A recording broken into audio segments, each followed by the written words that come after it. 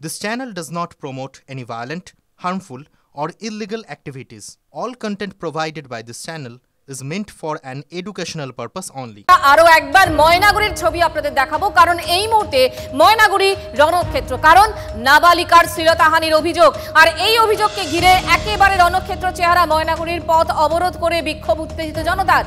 অবরোধ তুলতে পুলিশের লাঠিচার্জ, ছোড়া হলো কাঁদানে গ্যাসের শেল, নামলো র্যাফ। ছবি দেখাবো আপনাদের ময়নাগুড়ির। এই মুহূর্তে এলাকায় যথেষ্ট উত্তেজনা রয়েছে।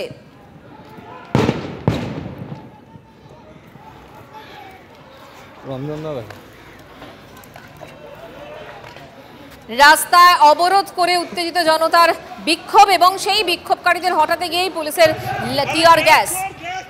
নীলেশ্বর সান্যাল আমাদের সঙ্গে এই মুহূর্তে প্রতিনিধি রয়েছেন টেলিফোনে। নীলেশ্বর, এই মুহূর্তের কি পরিস্থিতি এবং কেন এই উত্তেজনা? দেখো মঞ্জিরা, কার্যত রণক্ষেত্র রয়েছে এখন এই মুহূর্তে ময়নাগুড়ির ভোটপট্টি এলাকা। যেটা জানা যাচ্ছে বা যেটা অভিযোগ, সেটা হচ্ছে গতকালকে ও রাত্রেবেলায় ওখান থেকে টিউশন পড়ে বাড়ি ফিরছিল নাবালিকারা। সেই সময় নাবালিকাদেরকে শ্লীলতাহানি করা হয়, এবং এর জেরে আজকে ওই এলাকায় যখন পথ অবরোধ হয় তখন ময়নাগুড়ি থানার একটি ভ্যান সেই পথ অবরোধ তুলতে যায় এবং এলাকাবাসীদের সাথে কথা বলতে যায়, এবং এইখান থেকেই গন্ডগোলের সূত্রপাত। এলাকাবাসীদের যেটা অভিযোগ যে ইমিডিয়েট গ্রেফতার করতে হবে, জনপ্রযুক্ত ব্যবস্থা নিতে হবে। এই থেকেই পরিস্থিতি কার্যত নিয়ন্ত্রণের বাইরে যেতে থাকে। পুলিশকে আক্রান্ত হতে হয়, পুলিশের গাড়ি ভাঙচুর করে দেওয়া হয়। এরপর পরিস্থিতি সামাল দিতে আশপাশ থানার থেকে পুলিশ আসে এবং আসে বিশাল র্যাব বাহিনী। তারপরে কিন্তু কার্যত টিয়ার গ্যাস শেল ফাটিয়ে উত্তেজিত জনতাকে ছত্রভঙ্গ করে পুলিশ। তবু কিন্তু এলাকায় এখনো অশান্তি কমেনি।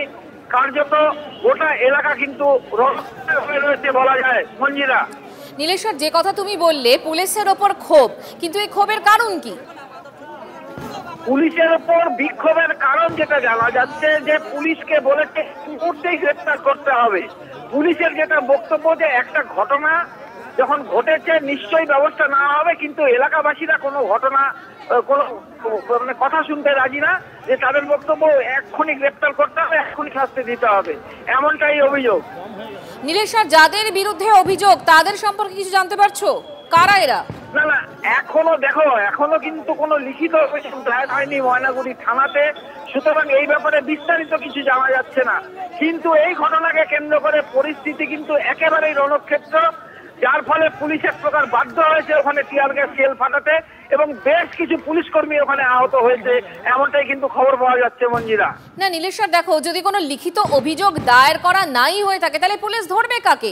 তাহলে এই ধরনের ক্ষোভের কারণই বাকি, অন্য কোনো কারণ কি রয়েছে এর পেছনে? দেখো, এটাই তৃণমূলের পক্ষ থেকে অভিযোগ করে বলা হচ্ছে যে এই ঘটনায় এখন একটা সাম্প্রদায়িক কোন একটা ব্যাপার লাগানোর চেষ্টা হচ্ছে, কিন্তু অভিযুক্তদের দ্রুত গ্রেফতার করতে হবে, এমনটাই যেমন তৃণমূলও জানাচ্ছে, এবং বিজেপির পক্ষ থেকেও কিন্তু একই দাবি করা হয়েছে। যারা অভিযুক্ত তাদের সঙ্গে কি কোনোভাবে রাজনীতির যোগ রয়েছে? না, এই মুহূর্তে দেখো কিছু জানা যাচ্ছে না, এবং স্পেসিফিক কোনো অভিযোগ এই মুহূর্তে পাওয়া যাচ্ছে না। তবে ঘটনাটা একেবারেই স্পর্শকাতর ঘটনা, এমনটা কিন্তু বলাই যায়, এবং এই যেই নাবালিকারাও শ্লীলতাহানি হয়েছে তাও কোনো অভিযোগ এখনো পর্যন্ত কিন্তু দায়ের করেনি মঞ্জিরা। এখনকার কি পরিস্থিতি নীলেশ্বর? পরিস্থিতি অত্যন্ত অগ্নিগর্ভ এলাকায়, এবং আশপাশ থানা থেকে প্রচুর পুলিশ বাহিনী রওনা দিয়েছে এলাকায়, এমনটাই কিন্তু জানা যাচ্ছে।